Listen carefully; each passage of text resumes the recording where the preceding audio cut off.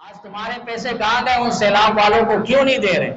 وہ وہاں جو کئی کئی دنوں تک وہ لوگ گھروں میں فاقہ پہ بند ہیں، ان کے ساتھ تمہاری مدد کیوں نہیں نظر آ رہی؟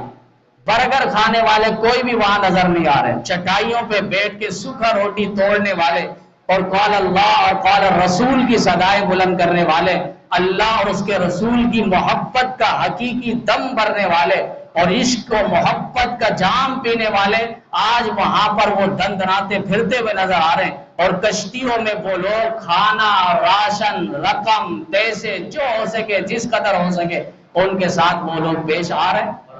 دل لاکھوں جس نے جوڑ دیے، اور لاکھوں سلام اس آقا پر، دل لاکھوں جس نے جوڑ دیے، دنیا کو دیا پیغام سکون، انسانوں کے رخ موڑ دیے۔ اس معلم اعظم نے کیا کیا نہ دیا زاہد اس عالم کو، دستور دیا، منشور دیا، کہیں راہیں دی، کہیں موڑ دیے۔ اور حضور آئے تو سر آفرینش پا گئی دنیا، اندھیروں سے نکل کر روشنی میں آ گئی دنیا۔ بجھے چہروں کا زنگ اترا، ستے چہروں پہ نور آیا۔ حضور آئے تو انسانوں کو جینے کا شعور آیا۔ میرے واجب الاحترام، قابل احترام دوستو، ساتھیو، بزرگو، قرآن پاک کی جو آیت اور احادیث نبویہ میں سے جو حدیث پاک تلاوت کی گئی ہے، خلاق عالم کی بارگاہ میں دعا ہے کہ مالک کائنات، خالق ارض و سماوات، قرآن و سنت کے مطابق کہنے کی، قرآن و سنت کے مطابق عملی زندگی بسر کی توفیق عطا فرمائے۔ اللہ تعالیٰ نے یہ کائنات بنائی اور پھر اس کائنات میں بے شمار مخلوقات کو وجود بخشا، اور ان تمام مخلوقات میں انسان کے سر پر اللہ تعالیٰ نے تاج اور شرف کا، عزت اور افتخار کا تاج رکھا۔ وَمَا خَلَقْتُ الْجِنَّ وَالْإِنسَ إِلَّا لِيَعْبُدُونِ۔ اور پھر اس انسان کی آفرینش، پیدائش، وجود کا مقصد اللہ تعالیٰ فرما رہے ہیں کہ ہم نے اس انسان اور جنات کو اپنی عبادت، ریاضت، معرفت کے لیے بنایا ہے۔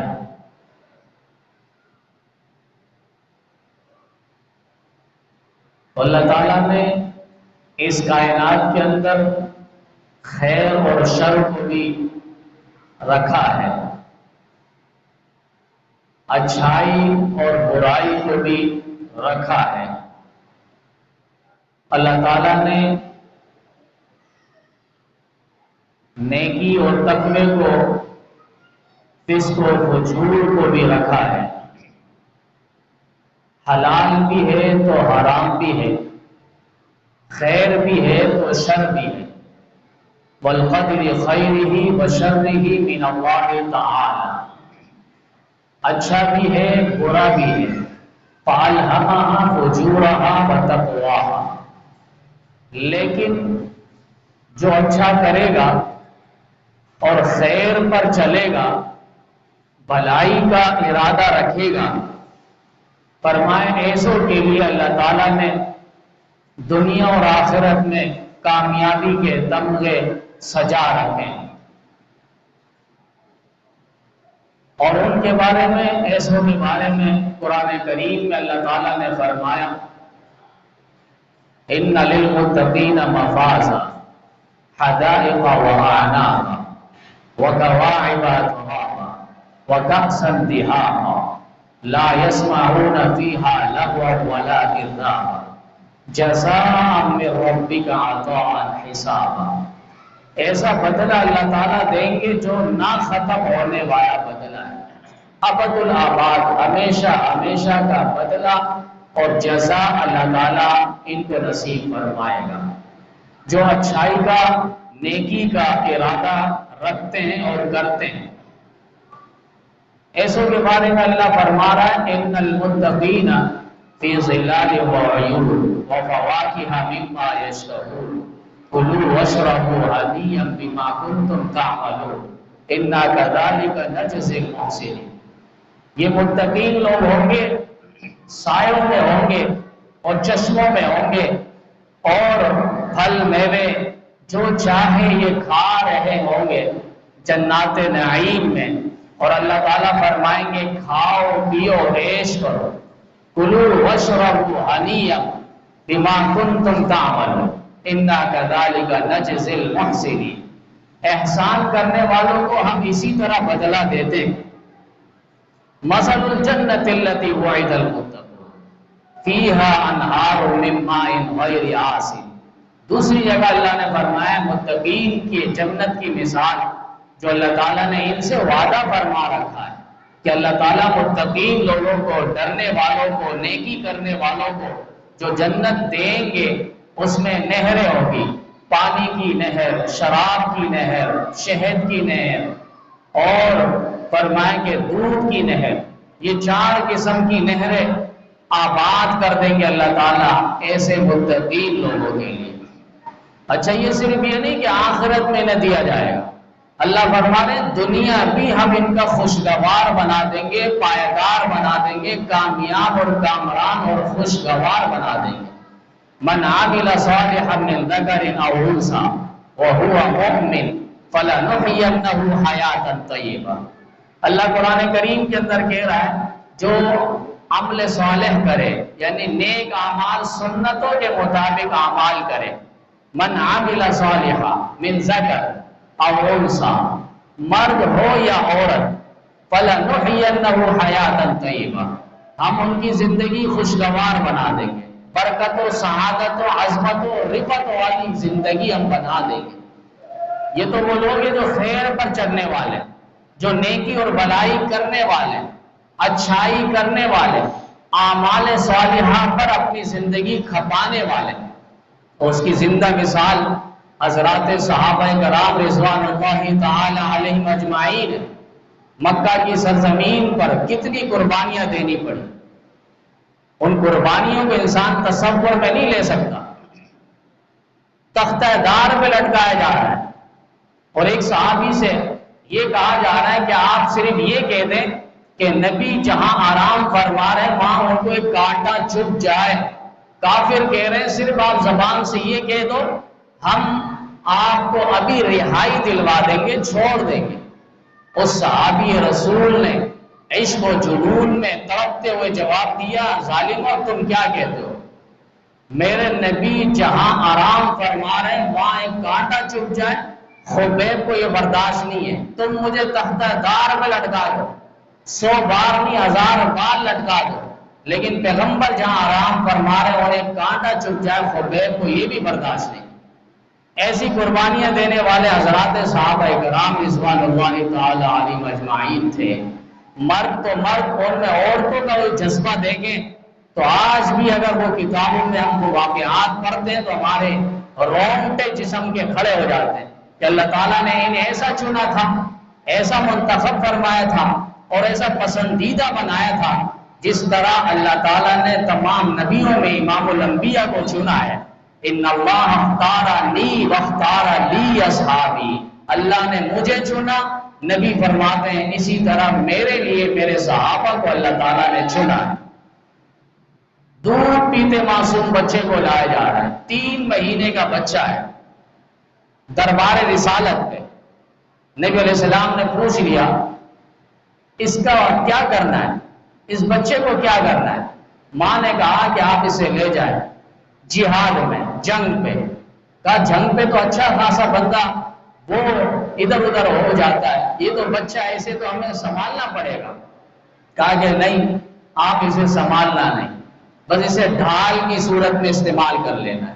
دشمن کی طرف سے کوئی تلوار آئے کوئی تیر آئے، کوئی خنجر آئے، کوئی نیزہ آئے، میرے بچے کو آگے کر لینا، آپ اپنا دفاع اور تحفظ کر لینا، ہمیں آپ کی جان پیاری ہے۔ اسی لیے تو کسی خاتون نے اپنے گھر کے سارے افراد کو جہاد میں بھیج دیا، بالآخر صحابہ نبی آ رہے ہیں مدینہ طیبہ کی طرف، اس خاتون نے ایک جگہ کھڑے ہو کے پوچھا کہ نبی علیہ السلام کی کیا خیریت ہے؟ کسی نے کہا آپ کا خاوند تو اس جہاد پہ شہید ہو گیا۔ کہا کوئی مسئلہ نہیں، نبی کی کیا حالت ہے، نبی کی طبیعت کیسی ہے، نبی کیسے ہیں؟ کسی نے کہا آپ کا بیٹا شہید ہو گیا۔ کہا نبی کیسے ہیں؟ پھر کسی نے کہا آپ کا بھائی بھی شہید ہو گیا۔ تین بڑے بڑے گھر کے عزت رکھوالے، معاون اور مددگار، عزت کا تحفظ اور دفاع کرنے والے وہ جام شہادت نوش کر چکے ہیں، لیکن یہ خاتون پھر بھی کہہ رہی نبی کی کیا کیفیت ہے، نبی کی طبیعت کیسی ہے؟ لاؤ نہ ایسا کوئی ماں نے جنا ہو جنہوں نے نبی علیہ السلام سے ایسی محبت کی ہو، جیسے رخ انور کو دیکھا، چہرہ مصطفیٰ کو دیکھا، جن چہرے کے بارے میں اللہ نے قرآن کریم کے اندر قسمیں کھائی ہیں، وَالضُّحَىٰ وَاللَّيْلِ اِذَا سَجَىٰ، قسم ہے اس چمکتے دھمکتے چہرے کی، اور قسم ہے ان زلفوں کی، رات کی تاریکی کی طرح نبی علیہ السلام کی زلفیں چمک رہی ہیں۔ اللہ تعالیٰ ایسے زلفوں کی، ایسے چہروں کی قسمیں کھا رہے ہیں، اور جیسے ہی اس خاتون نے دیکھا، صحابیہ نے دیکھا نبی علیہ السلام کے چہرے مبارک کو، تو بے ساختہ پکار اٹھی کہ کل مصیبت بعدک جلل، ہر مصیبت پیغمبر آپ کو دیکھنے کے بعد دور ہو جاتی ہے، ہر تکلیف آپ کو دیکھنے کے بعد کافور ہو جاتی ہے، ہر دکھ درد رنج غم الم تکلیف آپ کو دیکھنے کے بعد دور اور کافور ہو جاتی ہے۔ ایسے لوگ تھے جنہوں نے نبی علیہ السلام پر تن من دھن کی بازیاں لگائی، اسی لیے اللہ تعالیٰ نے پھر انہیں دنیا میں بھی کامیاب کیا اور آخرت میں بھی وہ لوگ کامیاب ٹھہرے۔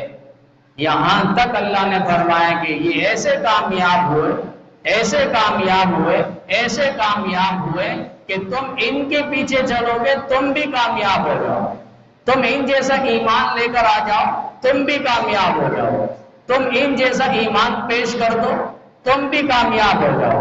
صحابہ جیسا ایمان بہت مشکل ہے۔ ادھر زخم جہاد سے آ رہے زخمیوں سے چکنا چور ہے، ابھی انہوں نے سامان جہاد رکھا نہیں، فوراً پھر اعلان ہوتا ہے کہ دوبارہ ایک اور محاذ پہ جانا ہے۔ صحابہ پھر تیار ہو، فصلیں تیار ہیں، فصلیں تیار ہیں، کھیتی باڑی اٹھ چکی ہے، ابھی کٹائی کا موسم ہے، لیکن فوراً حی علی الجہاد کا اعلان ہوتا ہے، صدائیں لگتی ہے، نبی علیہ السلام بلاتے ہیں، فوراً نکل کھڑے ہو جاتے ہیں۔ یہ تو ہمیں پتا چلے گا جب ہماری تجارت کا موسم ہو، رمضان کا مہینہ ہو، سیزن ہو کمانے کا، پھر کوئی کہے کہ سہ روزہ کے لیے چلو، 10 دن کے لیے عاشرے کے لیے چلو، پھر اس وقت کتنا غصہ آ جائے گا اگلے کو کہ بھائی ابھی تو سیزن ہے کمانے کا، ابھی تم مجھے 3 دن کے لیے لے جا رہے ہو، 10 دن کے لیے لے جا رہے ہو۔ وہ صحابہ تھے جنہوں نے دین کو ہی سب کچھ سمجھا تھا، اسی لیے اللہ نے قرآن میں کہہ دیا اولئک هم الوارثون، یہی لوگ وارث ہیں، یہی لوگ جنت کے وارث ہیں، یہی جسے چاہیں گے جام کوثر پلائیں گے، یہی جسے چاہیں گے جام کوثر کا پیالہ پیش کریں گے، یہی جسے چاہیں گے جنت کے دروازے سے گزار باہر کریں گے۔ یہ صحابہ کرام رضوان اللہ تعالی علیہم اجمعین جو خیر کے کام پہ ایسے نکلے اور اعمال پہ ایسے بلند مقام پر فائز ہوئے کہ قرآن کریم میں اللہ نے کہہ دیا فَإِنْ آمَنُوا بِمِثْلِ مَا آمَنْتُمْ بِهِ فَقَدِ اهْتَدَوْا، ان جیسا ایمان پیش کر دو تو تم بھی ہدایت یافتہ ہو جاؤ گے۔ اور جن لوگوں نے خیر کا راستہ نہیں پکڑا، شر کا راستہ پکڑا اور برائی کا راستہ پکڑا، تو پھر اللہ تعالیٰ نے اس دنیا کو بھی ان کے لیے تنگ اور تاریخ کر دیا، اور آخرت میں بھی ایسے لوگ اندھے اور نابینا اٹھیں گے۔ من اعرض عن ذکری فإن له معیشة ضنکا ونحشره یوم القیامة اعمی، اللہ فرما رہے ہیں جنہوں نے میرے ذکر سے اعراض کیا، میرے قرآن سے اعراض کیا، توحید سے اعراض کیا، نبوت سے اعراض کیا، شریعت سے اعراض کیا، فَإِنَّ لَهُ مَعِيشَةً ضَنْكًا، ان کے لیے معیشت کو، دنیا کی زندگی کو ہم تنگ کر دیں گے، اور آخرت میں فَإِنَّ لَهُ مَعِيشَةً ضَنْكًا وَنَحْشُرُهُ يَوْمَ الْقِيَامَةِ أَعْمَىٰ، قیامت میں آئیں گے اندھا اور نابینا ہو کر، وہ کہیں گے کہ ہمیں کیا ہو گیا، یہ ہمارے ساتھ کیا ہو گیا، ہم تو دنیا میں دیکھتے تھے، آج ہم دیکھ نہیں رہے۔ تو اللہ تعالیٰ کہے گا تم نے جس طرح دنیا میں ہمیں بلا دیا تھا، ہمارے احکامات پر عمل نہیں کیا تھا، پس پش ڈالا تھا، انحراف کیا تھا، روگردانی کی تھی، آج ہم تمہیں بلا چکے ہیں، بلا دیے ہیں، تمہارا حشر اب جہنم کا ٹھکانہ ہوگا۔ اور جہنم فرمایا ان کے لیے بہت برا ٹھکانہ ہے، بہت برا بچھونا ہے، وہاں کوئی پرسان حال نہیں ہوگا، کوئی مددگار نہیں ہوگا۔ وَمَا لِلظَّالِمِينَ مِنْ أَنصَارٍ، ایسے ظالموں، کافروں، نانچاروں کے لیے کوئی مددگار نہیں ہوگا۔ ایک گناہ ہے جس کی وجہ سے عذاب ہوتا ہے، اب وہ عذاب مسلسل تا قیامت، مسلسل تا قیامت، قبر پہ لیٹ ہے، عذاب ہو رہا ہے، قیامت تک اسے عذاب ہوتا رہے گا۔ اور ایک گناہ ہے جس پر فرمائے کہ مسلسل لیکن بقدر گناہ، مسلسل تا قیامت، اس نے اللہ کی ذات کا انکار کیا، توحید و نبوت کا انکار کیا، دائرہ اسلام سے نکل گیا، اس کو ہمیشہ ہمیشہ عذاب ہوگا۔ اور ایک نے انکار نہیں کیا، گناہ کیا ہے، اعمال پہ چلا نہیں ہے، احکامات کی پیروی نہیں کی، فرمایا اس کو عذاب تو ہوگا مگر بقدر گناہ ہوگا، جتنا اس نے گناہ کیے۔ تو عذاب بھی تقریباً 4 صورتیں بنتی ہیں، ایک دنیا میں عذاب ہونا، نمبر 2 قبر میں عذاب ہونا، نمبر 3 حشر میں عذاب ہونا، اور نمبر 4 فرمائیں گے جہنم میں عذاب ہونا۔ کسی نے گناہ کیے اس قدر کہ اللہ اس کو دنیا میں پکڑ لیتا ہے، دنیا میں تکلیف میں ڈال دیا، مصیبت میں ڈال دیا، پریشانیوں میں اس کو جگڑ دیا، دوسرے اور بیماری کے اندر اس کو مبتلا کر دیا۔ اب اس تکلیف میں رہ کر، اس پریشانی میں رہ کر، اس بیماری میں رہ کر اللہ تعالیٰ اس کے گناہ کو صاف اور پاک کر دیتا ہے۔ اب یہ دنیا میں اس کو بس عذاب ہو گیا، اب ختم ہے، اس کو قبر میں بھی عذاب نہیں ہوگا، حشر میں بھی نہیں ہوگا، اور جہنم میں بھی نہیں ہوگا۔ لیکن اس کے گناہ اس قدر زیادہ ہے کہ دنیا میں یہ سب کچھ دینے کے بعد بھی اس کے گناہ اب بھی باقی ہے، پھر اس کو قبر میں عذابات دیے جائیں گے۔ پھر قبر میں اگر گناہ اور زیادہ ہے اس کا، وہاں بھی مسئلے کا حل نہیں ہوا، تو فرمایا حشر کی سختی، حشر کی شدت، حشر کی پیاس اور حشر کی بھوک، گرمی، یہ ساری چیزیں عذابات اور تکلیف کی صورت میں اس پہ مسلط رہے گی۔ پھر اس قدر گناہ کہ دنیا میں تکلیف میں دینے کے باوجود اس کے گناہ معاف نہیں ہوئے، قبر میں عذاب دینے کے باوجود اس کے گناہ معاف نہیں ہوئے، حشر کی سختی، گرمی، شدت، بھوک، پیاس، اللہ کی ناراضگی اس کے ساتھ رہی، اس کا گناہ اس قدر تھا، معافی نہیں ہوئی، فرمایا اب اس کو جہنم میں ڈالا جائے گا، آخری صورت۔ پھر اس کے بعد فرمایا کہ یہاں سے آخری مرحلہ، یہاں سے دل دلا کے پھر اللہ تعالیٰ اس کو آب حیات سے جنت پہ داخل ہوتے ایک نہر ہے، اس کے اندر اس کو غوطہ دیا جائے گا اور بالکل پاک صاف ہو جائے گا، ایسا ہوگا کہ اسے پھر کوئی تکلیف نہیں دی گئی تھی، اس کا جسم ایسا راحت محسوس کرے گا کہ اس سے پہلے اس کو کوئی تکلیف ہوئی نہیں تھی، اور اس کے بعد وہ جنت پہ داخل ہوگا۔ یہ تو مسلمان بدعمال کے بارے میں جو مسلمان نے گناہ کیے، تو یہ اللہ تعالیٰ کی طرف سے ہے کہ دنیا کے اندر دونوں چیزیں رہتی ہیں، خوشی بھی غمی بھی، خیر بھی اور شر بھی۔ خوشی کے لمحات میں فرمائیں کہ اللہ تعالیٰ کے سامنے شاکر بن کر سجدہ ریز ہو جانا، اور غم کے لمحات اور گھڑیوں میں فرمائیں کہ اس کے سامنے صابر بن جانا، اور یہ دونوں جنتی ہیں، شاکر بھی اور صابر بھی۔ اللہ تعالیٰ تو آزمائے گا، دنیا تو دار العمل ہے، اور عمل کی جگہ ہے، یہاں آزمایا جائے گا، دار الاسباب ہے، دار الغرور ہے، دھوکے کا گھر ہے، اسباب کے دائرے میں یہاں پر رہنا ہے۔ تو دنیا میں آزمائش ہے، امتحان ہے، ابتلا ہے، امتحان ہی نہ ہو تو کامیاب کس کے در؟ اور سب سے زیادہ امتحان اور آزمائش جو ہوئی ہے حضرت سعد بن ابی وقاص رضی اللہ تعالیٰ عنہ صحابی رسول ہے، نبی علیہ السلام سے فرماتے ہیں سب سے زیادہ کن لوگوں کو آزمائش اور امتحان میں آنا پڑا؟ نبی علیہ السلام نے فرمایا اشد البلاء علی الانبیاء، سب سے سخت حالات، سب سے سخت آزمائش، سب سے سخت ابتلا اور امتحان انبیاء کرام کے ہوئے ہیں۔ حضرت ابراہیم علیہ السلام کو نار نمرود میں کودنا پڑا، حضرت ابراہیم علیہ السلام کو اپنا گھر بار وطن خیر آباد کرنا پڑا، حضرت ابراہیم علیہ السلام کو چٹیل میدان میں اپنے بیوی بچوں کو خیر آباد کرنا پڑا، حضرت ابراہیم علیہ السلام کو 82 سال کی عمر میں ایک لخت جگر ملا، اسے قربان کرنے کے لیے اللہ تعالیٰ نے فوراً پیغام بھیجا۔ یہ ابراہیم علیہ السلام کی قربانیاں ہیں۔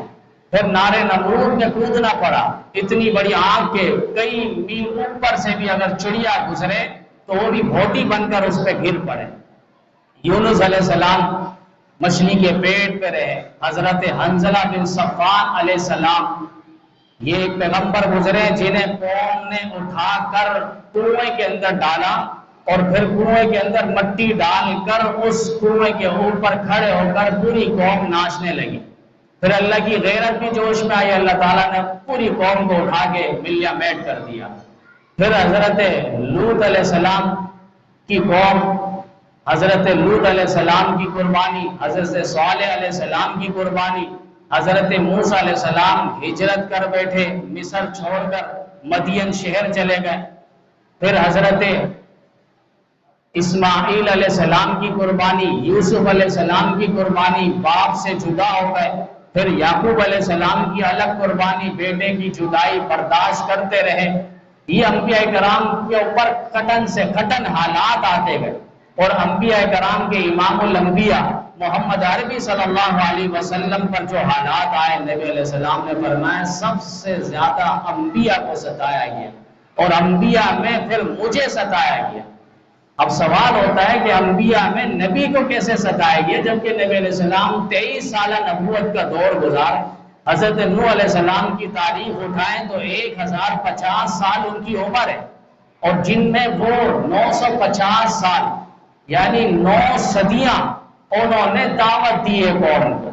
اتنی قربانیاں، پھر انہوں نے کتنی قربانیاں جھیلی ہوگی، لیکن نبی فرما رہے ہمارے امام الانبیاء صلی اللہ علیہ وسلم دین کے لیے مجھے زیادہ ستایا گیا۔ وہ اس لیے کہ نبی علیہ السلام کو سب سے زیادہ اپنوں نے جھٹلایا ہے۔ ابو لہب سگا چچا ہونے کے باوجود نبی علیہ السلام کو سب کچھ جانتا تھا لیکن ماننے کو تیار نہیں تھا۔ ابو طالب بھی جانتا تھا لیکن اس کے باوجود آخری وقت تک وہ بھی ایمان نہ لائے۔ پھر ابو جہل بھی جانتا تھا کہ یہ آخری نبی ہے۔ جب اس نے کسی اور ایک بدماش آیا ابو جہل کے پاس اور اس نے آ کر کہا کہ یار سچ بتاؤ اس نبی کے بارے میں تمہارا کیا خیال ہے، تو ابو جہل نے کہا آگے پیچھے کوئی ہے تو نہیں، دائیں بائیں کوئی ہے تو نہیں، تو کہا کہ کوئی بھی نہیں ہے۔ کہا یاد رکھنا اس نبی جیسا سچا انسان عرب کی دھرتی پہ کوئی نہیں ہے، مانتے کیوں نہیں ہو، اس پر ایمان کیوں نہیں لاتے ہو؟ کہا چودراہٹ چلی جائے گی، ہمارا جو ملک پن ہے وہ ختم ہو جائے گا، ہمارا جو بڑا پن ہے پوری قوم پر ہم مسلط ہے، بادشاہ بن کے حاکم بن کر یہ ہم سے چھین جائے گی چیزیں، اس لیے ہم ایمان نہیں لاتے۔ جبکہ ایمان لائے تو اللہ تو دنیا کے آخرت میں جنت کا وارث بنا رہا ہے، جنت کے وارث بن جاؤ گے، دنیا کیا چیز ہے، مچھر کے پر کے برابر اس کی حیثیت اور اہمیت اللہ کے ہاں نہیں۔ تو سب سے زیادہ سخت حالات انبیاء کرام پر آئے، اور انبیاء کے بعد صالحین، الامثل فالامثل، جو زیادہ قریب ہوگا نبوت کے اور نبی کے زیادہ قریب ہوگا اعمال کے اعتبار سے، محبت کے اعتبار سے، فرمائیں کہ ان پر پھر کھٹن سے کھٹن حالات آئیں گے، دشوار گھاٹیاں ان پر آئیں گی، وہ عبور کریں۔ یہاں تک کہ ایک واقعہ لکھا ہے کہ ایک صحابی ہے، ان کی شادی ہوئی اور ان کی بیوی سے ان کو بہت زیادہ لگاؤ تھا، محبت تھی، بیوی بھی محبت کرتی تھی۔ ایک رات وہ کام سے دیر سے آئے اور تھک کر آئے، بیوی سے کہا پانی لے کر آؤ، بیوی پانی لینے گئی تو مشکیزے میں پانی نہیں تھا، دوسرے مشکیزے سے الغرض وہ پانی لے کر آتے آتے ان کی آنکھ لگ گئی تھکاوٹ کی وجہ سے، یہ صحابی سو گئے، اب وہ سرانے پر کھڑی رہی گلاس لے کر، اتنی محبت تھی وہ جگانا گوارا نہیں کیا، ایسا نہ ہو ان کی نیند میں تھکاوٹ میں آرام میں کوئی خلل آئے۔ بالآخر وہ آدھی رات میں ان کی آنکھ کھلی، بیوی نے وہ پیالہ پانی کا پیش کیا تو یہ انہوں نے پوچھا کہ آپ اس وقت سے کھڑی ہیں؟ کہا جی ہاں۔ کہا مجھے جگایا نہیں، کہا آپ کی نیند پہ آرام پہ خلل نہ ہو۔ کہا اچھا اتنی محبت؟ کہا جی۔ کہا آج مانگو، کیا مانگتے ہو؟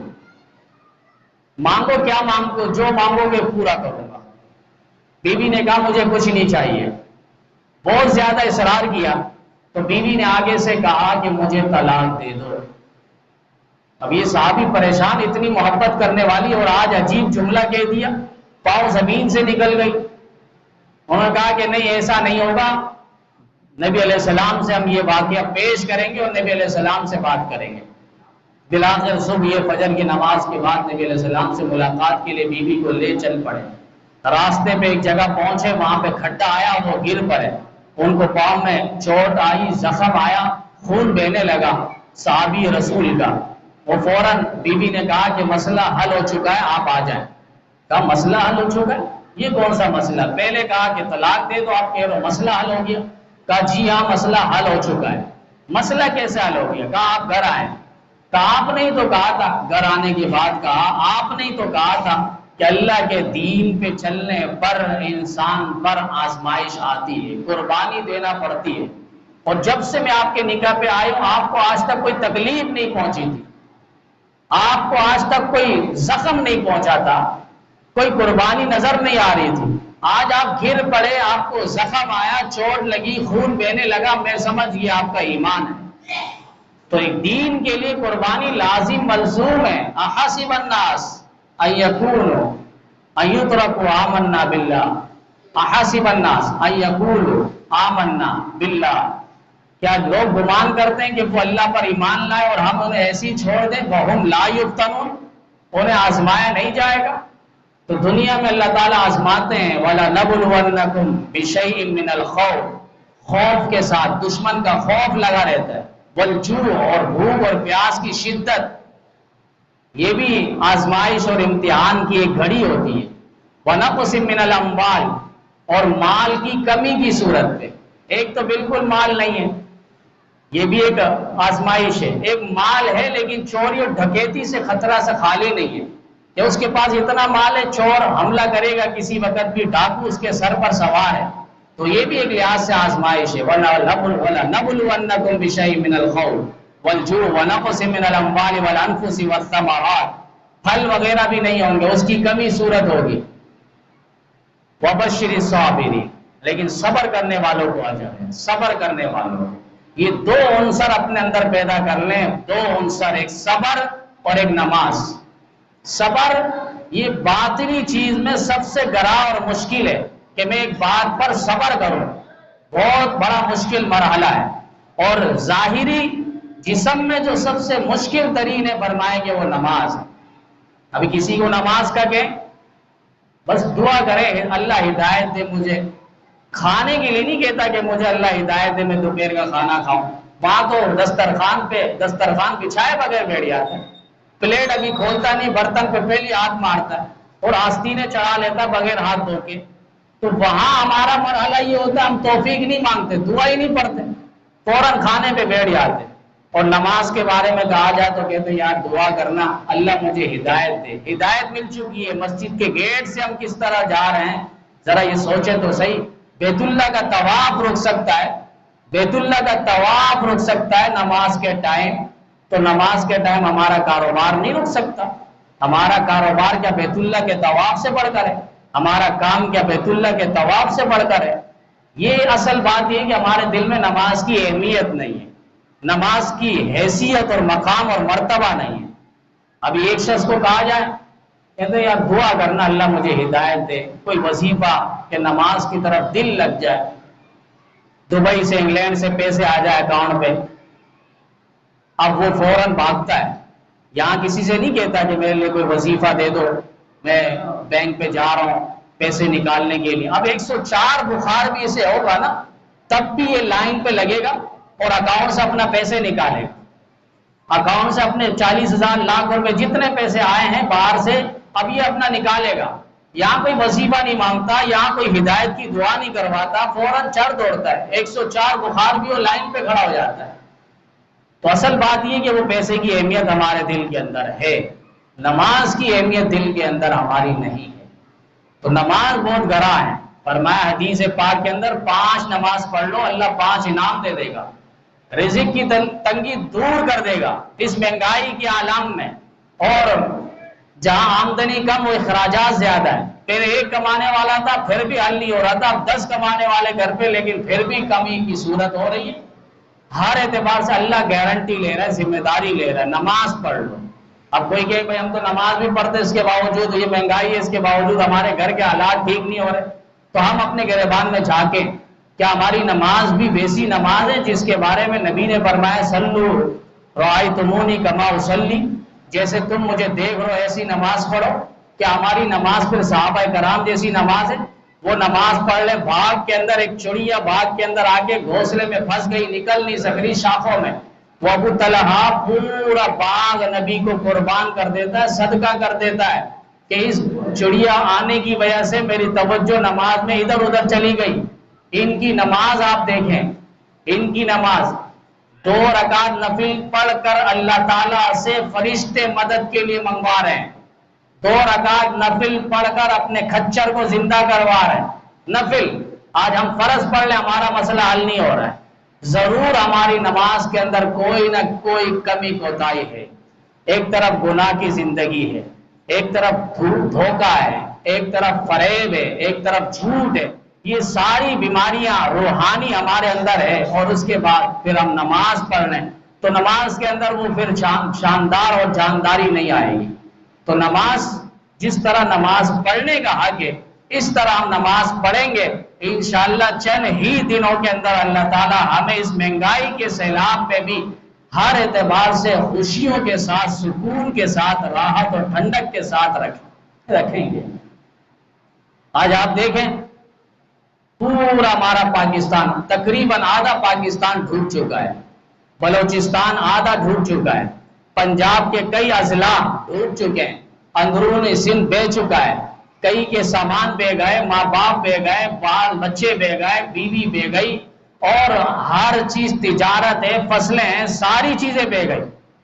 سب لوگ دوست ہے تو دوست کو دیکھتے ہوئے وہ دوست بہ گیا، یار ہے تو وہ سامنے جہاں بحق ہو رہے، اور ہمارے حکمران ہیں یہ لوگ کرسی کی جنگ لڑ رہے ہیں، کرسی کی جنگ، بس اس کے اوپر کیس ہو گیا، اس کو کیس میں عدالت پہ بلایا جا رہا ہے، وہاں الیکشن ہو رہا ہے، وہاں سب، یہ لوگ نہیں رہیں گے تو تم الیکشن کہاں کرواؤ گے؟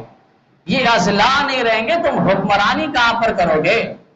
وہ عمر جس کا نام تم لیتے ہو بڑے شوق سے گراؤنڈ کے اندر، جلسوں کے اندر، کہ دجلہ فرات پہ کتا بھوکا پیاسا مر جائے، عمر کل تجھ سے پوچھ تاچھ ہوگا۔ اس عمر کا نام تو لیتے ہو لیکن اس عمر والی نقالی اور زندگانی پیش نہیں کرتے ہو۔ وہ سیلاب میں کس قدر وہاں کی کہانیاں اور قصے ہم رکھ نہیں سکتے، اس قدر کہانیاں اور قصے وہاں کریں، لیکن یہ حکمران جن کا اولین درجہ یہ تھا کہ وہ وہاں پر کام کرواتے، ایک گراؤنڈ، کرکٹ گراؤنڈ سکھانے کے لیے ہیلی کاپٹر منگوایا جا سکتا ہے، لیکن وہاں پانی پہ ڈوبتے ہوئے 6 نوجوانوں کو، بچوں کو، بچیوں کو وہ لوگ ہیلی کاپٹر منگوا کے نہیں اٹھا سکتے تھے۔ کہاں گئے وہ انسانیت کے دم بھرنے والے؟ کہاں گئے وہ انسانیت کے نام لینے والے؟ NGOs کے علمبردار، حقوق کے بڑے دعوے دار، اور کہتے تھے قربانی سے کیا ہوگا، غریبوں میں یہ مال تقسیم کر دیا جائے، جانور اتنا بڑا لا کے یہ پیسے قربانی ضائع نہ کرو، یہ پیسے یتیموں کو لگا دو۔ آج تمہارے پیسے کہاں گئے؟ ان سیلاب والوں کو کیوں نہیں دے رہے؟ وہ وہاں جو کئی دنوں تک وہ لوگ گھروں میں فاقہ پہ بند ہیں، ان کے ساتھ تمہاری مدد کیوں نہیں نظر آ رہی؟ برگر کھانے والے کوئی بھی وہاں نظر نہیں آ رہے، چٹائیوں پہ بیٹھ کے سوکھا روٹی توڑنے والے اور قال اللہ اور قال رسول کی صدائیں بلند کرنے والے، اللہ اور اس کے رسول کی محبت کا حقیقی دم بھرنے والے، اور عشق و محبت کا جام پینے والے آج وہاں پر وہ دندناتے پھرتے ہوئے نظر آ رہے ہیں، اور کشتیوں میں وہ لوگ کھانا، راشن، رقم، پیسے جو ہو سکے جس قدر ہو سکے ان کے ساتھ وہ لوگ پیش آ رہے ہیں۔ لیکن ہم بھی اپنے گریبان میں سوچیں کہ ہم نے ابھی تک ان بھائیوں کے ساتھ کچھ مدد کی ہے؟ کچھ بھی مدد کی ہے؟ ہم سوچیں تو ضرورت ہے کہ ہم ان کے ساتھ 3 صورت پہ مدد کریں۔ ایک تو اجتماعی توبہ ہر شخص کرے، اجتماعی توبہ ہر شخص کرے۔ اللہ کا عذاب ہے، نوح علیہ السلام کی طوفان کی ایک جھلکیاں نظر آ رہی ہے کہ پانی بھی زمین اگل رہا ہے اور آسمان سے بھی بارشیں برس رہی ہے۔ نوح علیہ السلام کی قوم پر جو عذاب آیا تھا اسی صورت پہ ہی عذاب آیا تھا، تو وہ ایک جھلکی ہے جو ہمیں نظر آ رہی ہے اللہ کا عذاب کی صورت میں۔ تو اجتماعی توبہ بہت ضروری ہے، ہر شخص دل کے اندر یہ توبہ لازمی کر لے آج کے اندر اٹھنے سے پہلے ہی۔ نمبر 2، ان کے ساتھ مالی تعاون جس حساب سے بھی ہو سکے ان کے ساتھ کریں۔ ہفتے کا راشن پہنچا سکتے ہیں خود پہنچا سکتے ہیں، خود پہنچائیں، اگر اعتماد کسی پر نہیں ہے تو خود پہنچائیں، نہیں تو ایک دن کا راشن پہنچائیں۔ اور یہ بھی نہیں ہو سکتا کم از کم ایک وقت کا ہم نہ کھائیں، ایک وقت کا کپڑا ہم نہ پہنے، وہاں اپنے بھائی کو پہنچا دے، اپنی امانت وہاں پہنچا دے۔ یہ دوسری صورت ہے۔ اور تیسری صورت جو ہے ہم ہر شخص کر سکتا ہے وہ دعا کی صورت ہے۔ اگر کچھ بھی نہیں کر سکتے ہم تو دعا تو کر سکتے ہیں، لب تو کھول سکتے ہیں ان مسلمان بھائیوں کے لیے، اور بلا تفریق وہاں پر مدد ہو، چاہے کوئی ہندو ہو، کوئی سکھ ہو، کوئی بھی کسی بھی مذہب سے تعلق ہو، انسانیت کا دم سامنے رکھتے ان کے ساتھ مدد ہو۔ اور نماز کے بعد کچھ دوست احباب بھی باہر کھڑے ہوں گے اور پر اعتماد کے ساتھ آپ کی امانت آپ کے مسلمان بھائیوں تک پہنچائیں گے، ان کے ساتھ بھی آپ تعاون کر سکتے۔ نہیں تو دوسری صورت بتا دی گئی، آپ خود جا کر ان سیلاب زدگان متاثرین کے ساتھ مدد کرنا چاہیں تو وہاں جا کر بھی مدد ضرور کریں۔ اور یہ ہمارے لیے ایک لحاظ سے فرض کے درجے پہ اور ایک عبادات کے ساتھ یہ بھی ایک عبادت ہے، مسلمان بھائیوں کے ساتھ اور انسانیت کا دم بھرتے ان کے ساتھ مالی تعاون فرمائیں۔ اللہ تعالی ہم سب کو عمل کی دولت نصیب فرمائے۔